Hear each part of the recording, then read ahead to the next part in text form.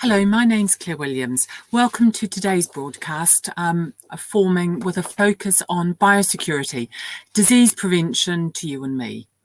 This is part of BETA's Summer of Safety, looking across our sector at all matters safety, from safety equipment through tech, yard, feed safety, as well as looking at horse health and riding and road safety. Today's focus is, as I said, on equine biosecurity, which is the disease minimisation and prevention. Joining me today are two men with direct daily experience of how important good biosecurity is. Firstly, I'd like to welcome James Hunton, who is, hi James. Hi, James is Transport Manager for Northern-based CNC Transport.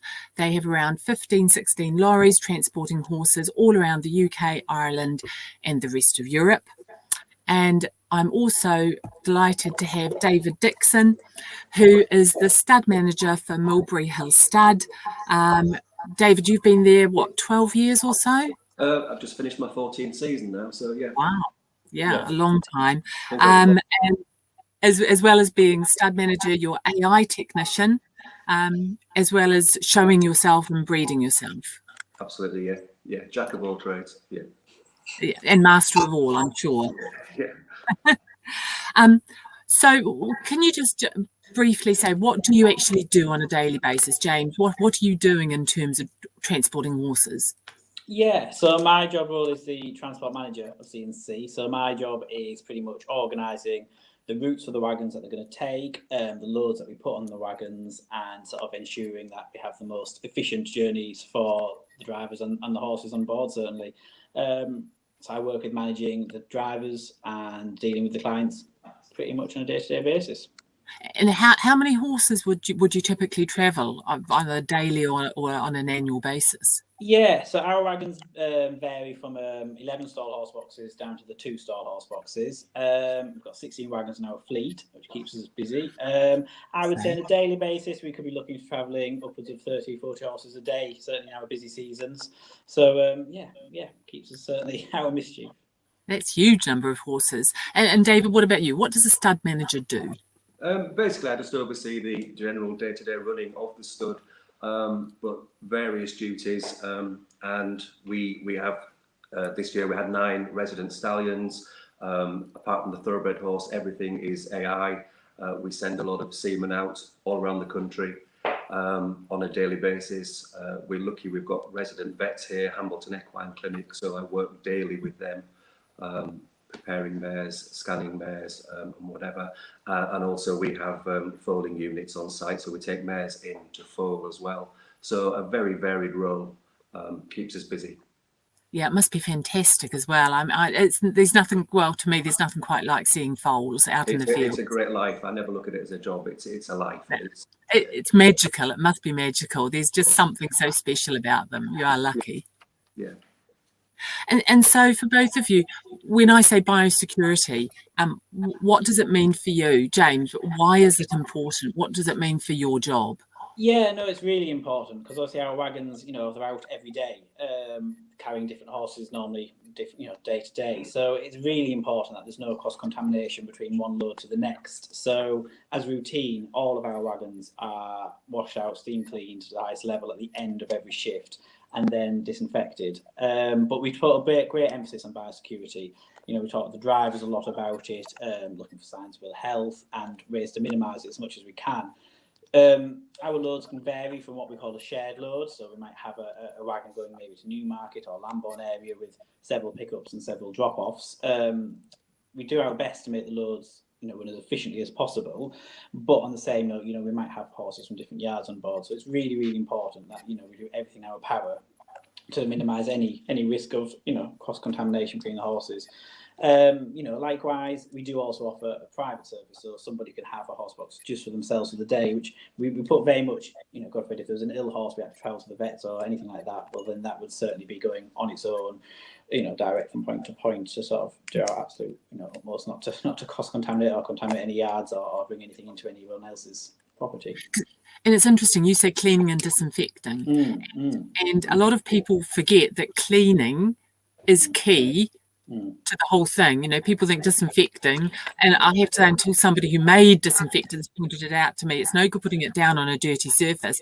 No. It's got to be clean before you disinfect, and I don't know that a lot of people quite get that. No.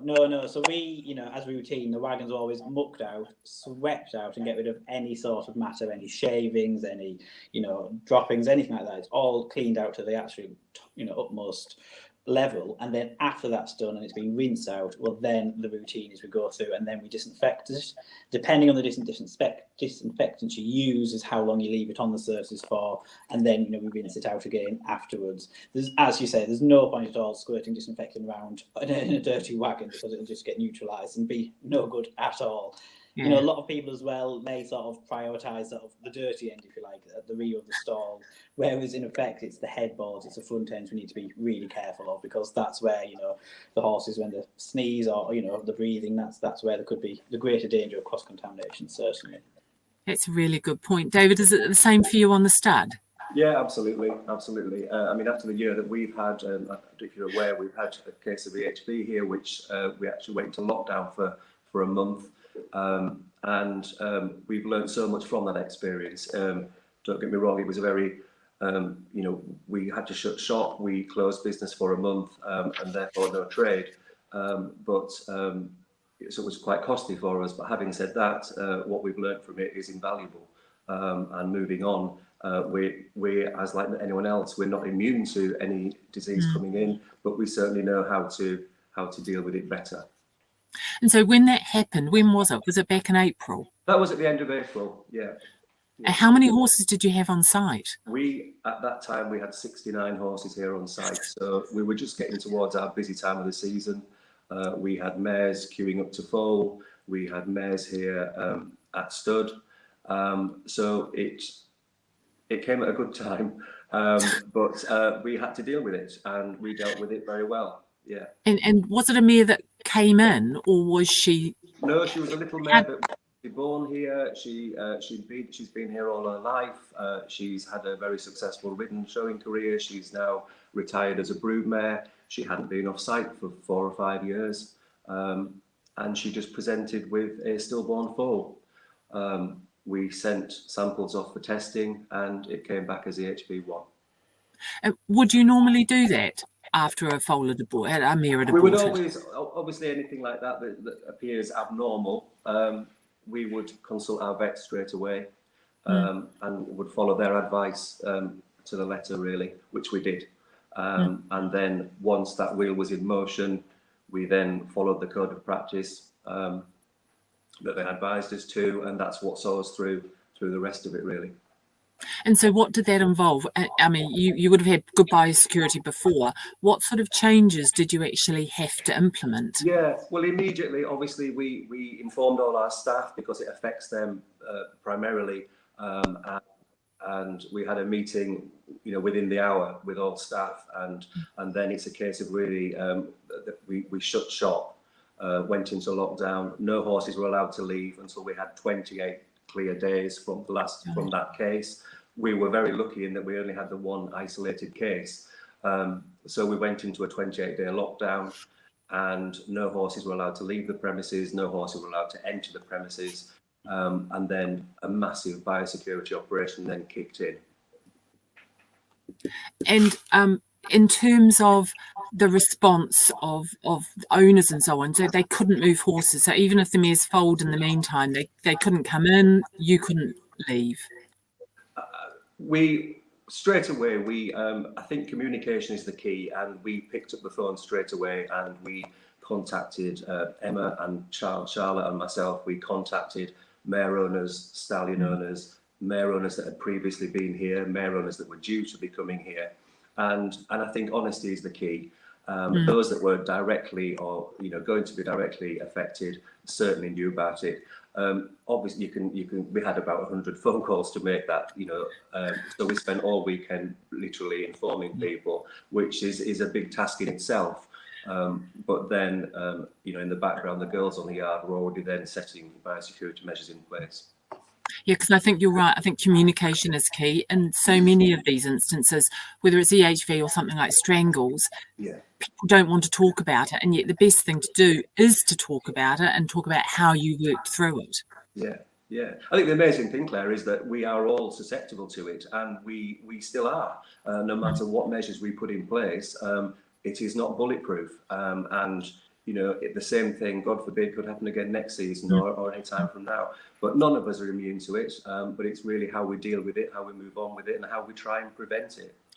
Yeah, exactly. Because I think in a case like EHV1, you can't test for carriers, so you have no idea There's no whether test it's for carriers. You know, I think now, you know, we as horsemen, you know, James and myself, we always look at horses that we're transporting, that we have coming in, and you always give a horse a once over. You know, subconsciously, you're looking at signs of runny noses, high temperatures, swollen glands, that sort of thing. You do it on a daily basis. But I think certainly since the case of EHV here, we do it more so. And we've also now insisted that any horses that come to stud here, the owners sign a health declaration form in conjunction with their vets. So a horse is checked before it then arrives at these premises.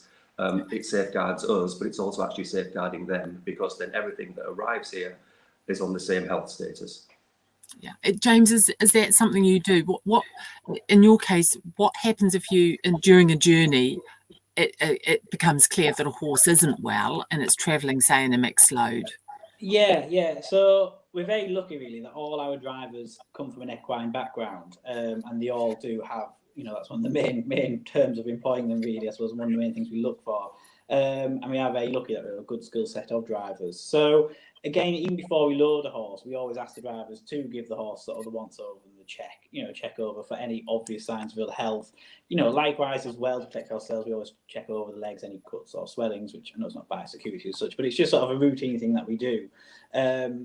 Likewise, if we're on the journey and a horse becomes ill, it would be a case of, you know, the first thing the drivers would do would inform us in the office there, and we would put a plan into place. You know, we have a really good network of vets, and, you know, we work closely with the transporters, and, you know, England becomes a very small country, as does Europe, really, for how many connections we can have. So it wouldn't be, you know, abnormal. You know, it would be more than possible for us to quickly divert the wagon to a safeguard where you could go to the vets, depending on how ill the horses were, or likewise, depending, you know, how far we've gone on the journey, we could always return the load and take it from there, really. Touch wood, it's not something that happens very regularly. You know, more so than that, the odd horse that gets distressed while travelling, but that's more so to do with temperament over illness, touch wood. But it is something that we always are ready for, and we always look out for sure. Because I suppose almost a side effect of Brexit, and there have been lots of negatives about it, but one of the positives, I suppose, is now you have to have health certificate, don't you, for horses? Yeah, definitely. Yeah, exactly. So horses travelling in and out of the EU do have to be checked by vets. So England going out to either Ireland or France, they do need to travel on health certs and have blood tests taken before the travel. And in fairness, yes, it adds a little bit more expense to the journey for the owners, and it means the owners and ourselves have to be more organised, because we can't just suddenly do something last minute because of the loopholes that we have to go through to get there. But it has meant that, you know, it's peace of mind, really, that the horses travelling have certainly been checked over by the vets. You know, one example would be a horse that was due to go to Ireland. On its vet check 24 hours before we collected the horse, the vet noticed the horse had a fungal infection. So we were notified the horse was in class as fit to travel, so the horse never got anywhere near a CNC horse box. Whereas, in effect, we feel that was quite a positive of Brexit, if you like, because, you know, you'd hope you'd spot it, but sometimes, you know, different fungal infections aren't always the easiest to spot. So that's certainly one of the positives. And regarding the blood tests, you know, they have to be blood tested before they go out for EIH, and EVA. And once we get the negative blood test results, well, then that allows us to travel the horses, you see. So it's something else that we can just sort of tick off, if you like, that, you know, we're confident with the horses for health. It's easy. David, do you get any horses from outside of the UK? No, we don't. Not as yet, no. But it sounds as though you've done your own version of a health certificate if you're asking the owners, in effect, to sign. We've worked obviously with our vets and with other studs, and just pulled together something, you know, that is just that's just handy. We've put it on our website. mare owners can fill it in alongside the nomination forms. It's very straightforward, it's very easy, and it just goes a little bit towards helping everybody, really, not just ourselves, but the mare owners. Yeah, and what you were talking about before, it sounds terribly what we've all been through in the last 18 months in terms of COVID, is that I think more than ever before, we are aware of our own biosecurity measures.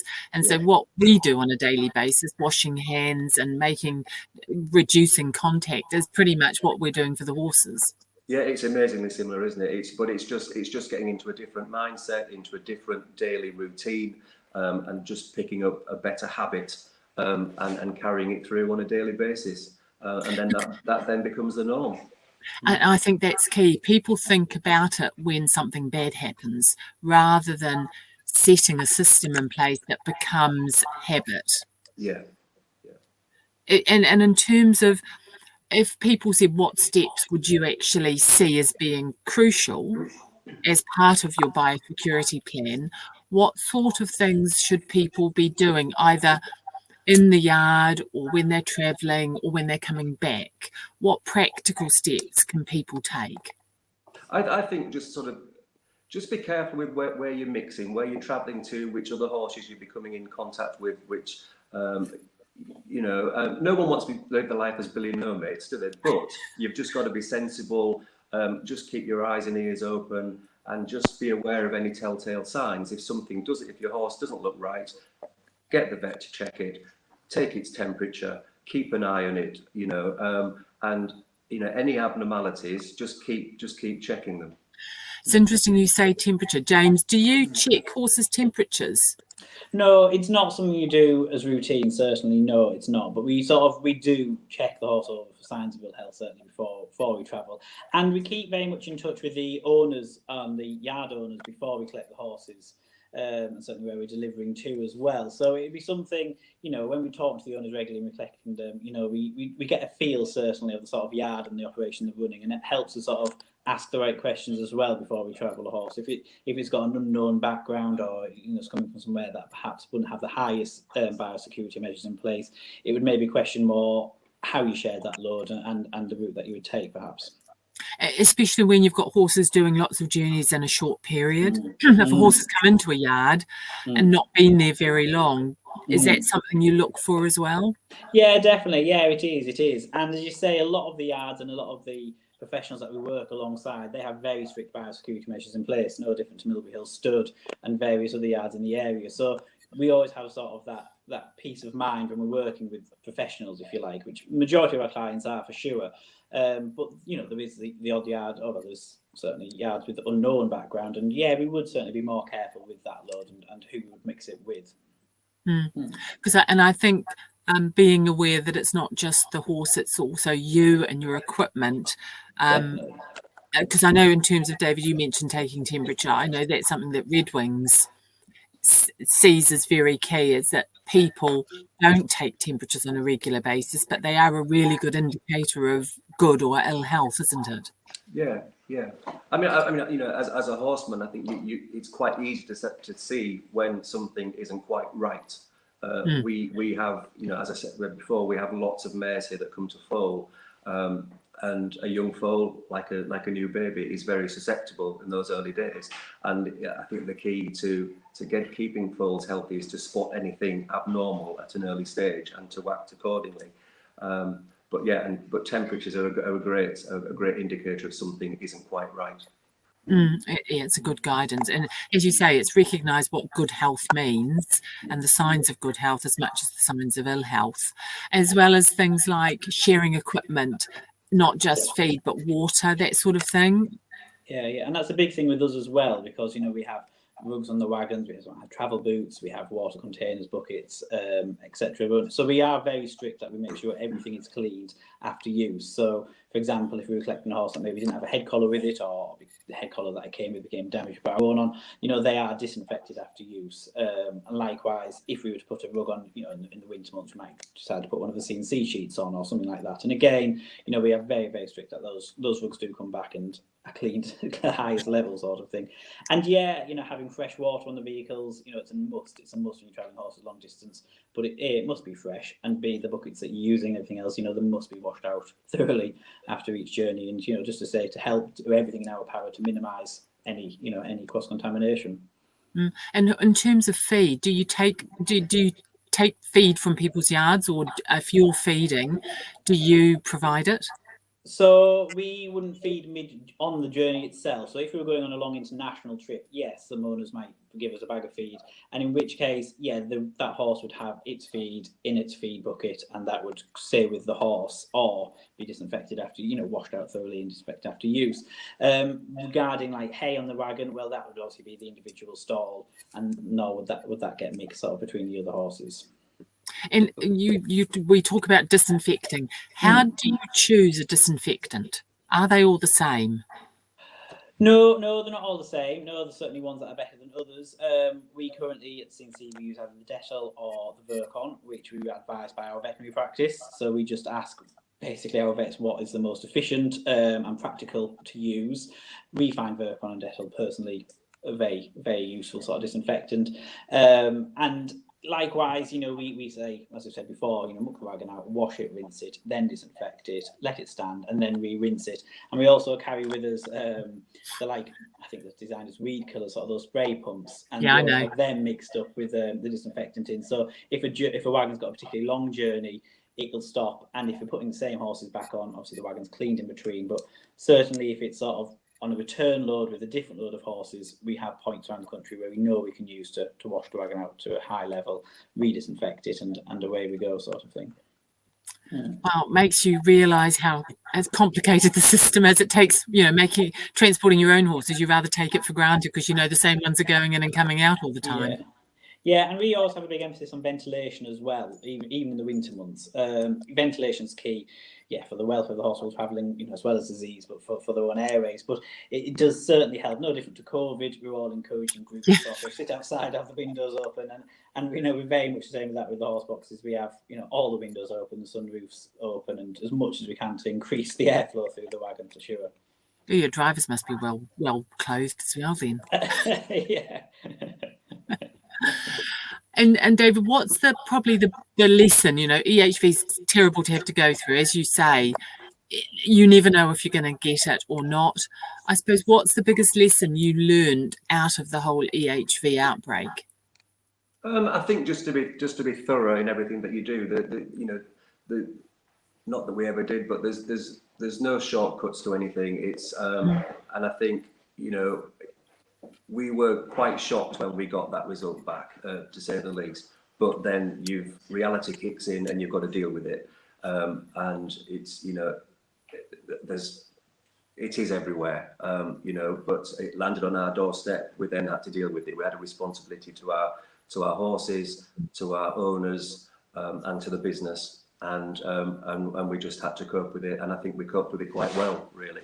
But we had a great team. We had a great backup team with the vets and the advice that they gave us, and we followed it to the T. And at that time, as I said, we were in the middle of the foaling season. We were hitting our peak season for AIing and covering and sending semen out.